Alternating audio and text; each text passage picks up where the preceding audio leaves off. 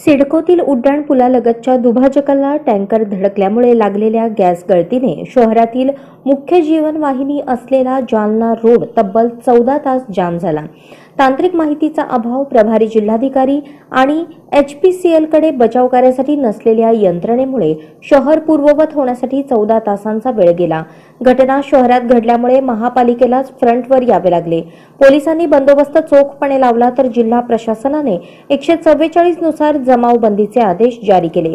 शहरात अशी घटना पहिल्यांदाच घडली, त्यामुळे सकाळपासून बचाव कार्य सुरू होते, परंतु सगळी प्रशासकीय यंत्रणाच नेमकी काय करावे या विवंचनेत होती। गॅस स्फोटक असल्यामुळे कुठलीही दुर्घटना होऊ नये यासाठी सावधगिरीने पावले उचलली जात होती। पालिका प्रशासक जी श्रीकांत, प्रभारी जिल्हाधिकारी अरविंद लोखंडे, पोलीस आयुक्त मनोज लोहिया, अप्पर तहसीलदार विजय चव्हाण यांच्यात चर्चा झाल्यानंतर बचाव कार्याला वेग मिळाला। HPCLचे प्रकल्प व्यवस्थापक प्रेम जेम्स यांनी वाहतूक कंत्राटदाराकडे बोट दाखवले। त्यांनी तांत्रिक विषयावर त्यांच्याकडे आपत्ती व्यवस्थापनासाठी काय साधन सामग्री आहे याबाबत काही माहिती दिली नाही। दरम्यान प्रशासक श्रीकांत म्हणाले, शहरात अशी घटना होण्याचा व बचाव कार्याचा हा पहिलाच अनुभव होता। उपायुक्त नितीन बगाटे यांनी देखील अशीच प्रतिक्रिया नोंदवली। HP कंपनीच्या गॅस टँकरला अपघात होऊन मोठ्या प्रमाणात गॅस गळती सुरू झाली। तो गॅस हवेत पसरण्यास सुरुवात झाली।